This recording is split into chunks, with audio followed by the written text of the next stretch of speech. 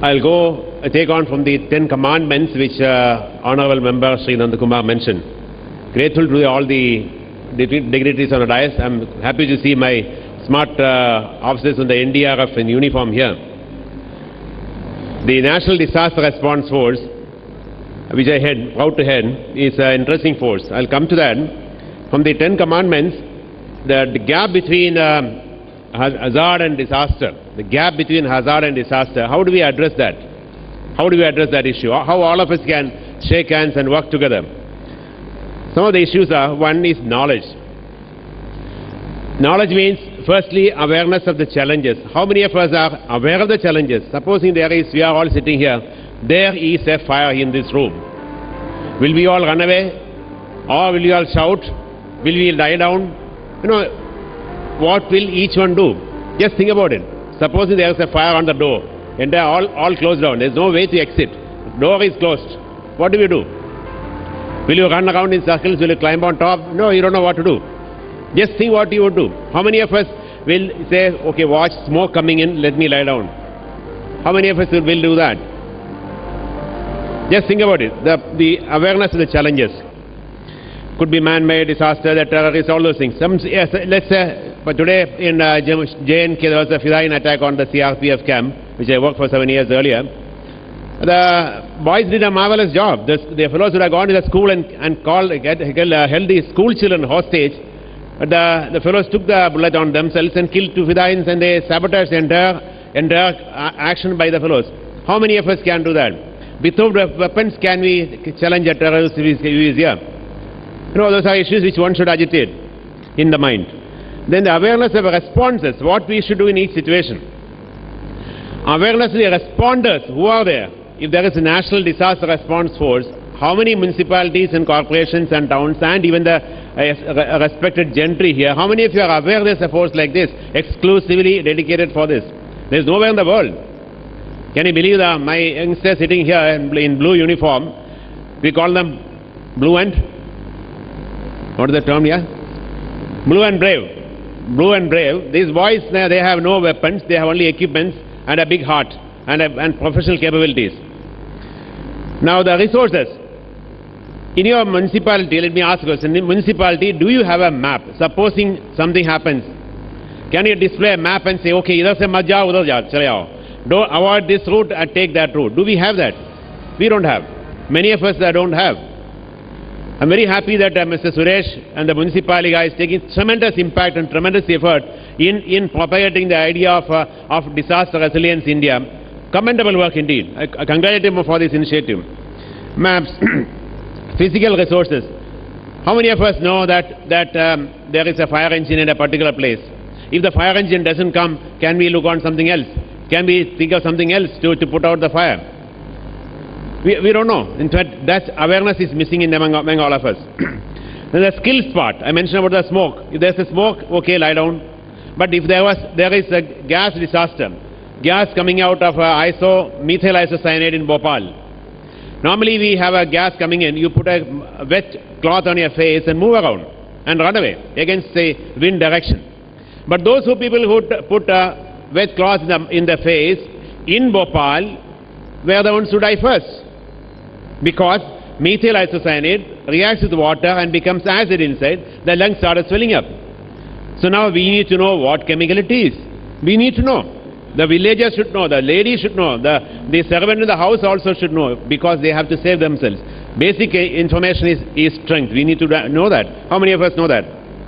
Then the attitudinal issues. In Japan there was an earthquake. I believe it is a real story. The people are standing in the queue to take food outside. Suddenly the electricity failed. All of them came out. Instead of stealing away the food, they came out. They waited for the electricity to come so that the machine can start. The billing machine can start. We have seen queues and queues of people waiting there, old people standing behind, and all of them waiting in the queue. They won't jump the queue. How many of us are ready to wait in the queue? The attitudinal issues. Gender dimensions. Then the resources part. Assam flood. The honorable member spoke about Assam flood. I went to Assam, that affected area. I talked to a lot of villagers there. Many of the women were underwater for 10, 11, 12 days. Imagine the plight of the woman. All sort of UTI infections will come. It's a common guess. And I asked him, what did you do? He said, what do we do? I said, did you complain to the doctor? He said, which doctor? I said, there were so many doctors. For around 600 people, there were 2 doctors, male doctors. And she says, how can I tell the doctor? Doctor will say, kya ho gaya? Acha kuch nahi se pareshani hai. Kapda nikalo, kapda utaro. Doctor will say the same thing in front of everybody. The doctor says, kapda nikalo. Do you think I'll do that in front of others? I would rather tell the doctor nothing. I'm fine. When I came back to collector says, sir, pareshani to hai, but we don't have women doctors. What do we do? Went back to Apollo Hospital in Guwahati, and I talked to the superintendent there. I said, can you give 25 female doctors? He said, Mr. Nair, I want only one SMS. 25 doctors with medicine vehicle, everything, just go. No questions asked. Doctors are available, private hospitals. So the collector needs one SMS where he can trigger that. They are linking up with the resources. How many of us are doing that? Can the municipal chairman do that? Please do that. Get all the resources. Today is the day of ICT. Very simple, humble. It's not rocket science. It's just common techniques which you do. Do that. You can make a tremendous impact in disaster resilience. When we come to the impact on the ground, I have 10 battalions on ground, NDRF, National Disaster Response Force.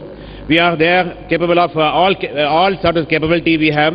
When the 3-dimensional disaster struck in Japan, earthquake, nuclear, and tsunami. All the 3 came in. There are a lot of people came across the world to help them out.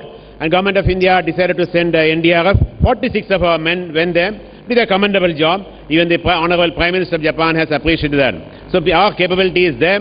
We have best of equipments. We are trying to professionalize. We are trying to gain ourselves knowledge, and it is available there. But again, 10 battalions across the country, Assam to different places of the country. What is required is state police. State governments also have to set up a state disaster response agencies, which we are doing. We had a conference out here. We found the strengths are weak. We are trying to gain them strength. We are also empowering our capacity building of the public. Last year, 1 year itself, 112,000 people across the country in different places, in different ways we have increased the strength. School children, NCC boys, villagers, the people in the marketplaces, assemble them together and tell them this is what disaster is, this is the way you can respond. Small to mundane to higher levels. No, a very important message going down to the different people of different walks of life, empowering them and building their capacity to face disasters, to bring down the disaster reduction risk, and to mitigate the sufferings. That's our mandate. As the honourable member mentioned, I am looking after the civil defence of the country also. Are you aware we have a huge number of volunteers across the country, civil defence volunteers? Amazing capabilities they have, amazing work they are doing. They are not much recognized. The Civil Defence Act, which was created long back, has been amended recently to include disaster management and disaster response as a mandate of the civil defence people. Huge number. Last time there was a national sort of emergency in Bangalore last month when there was strike was there, and 5,000 volunteers of civil defence volunteers were on the street, which included 2,000 women.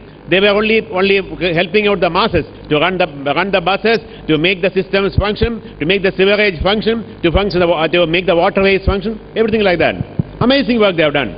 So we have a good number of civil defence volunteers. I would request the municipal chairman, the town planners, the town administrators, municipal administrators to utilize the service of these civil defence volunteers. One more minute, sir. We have a huge money in the fire services. I don't know how many municipalities are there. Lots of money available, lots of funds are available. Utilize them.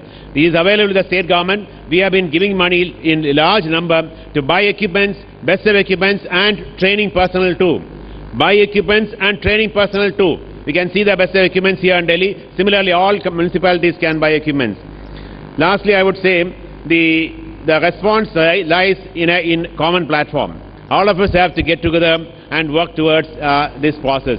Each one should be aware of the disaster problems, the mitigation techniques, the prevention techniques, and take it on a common platform.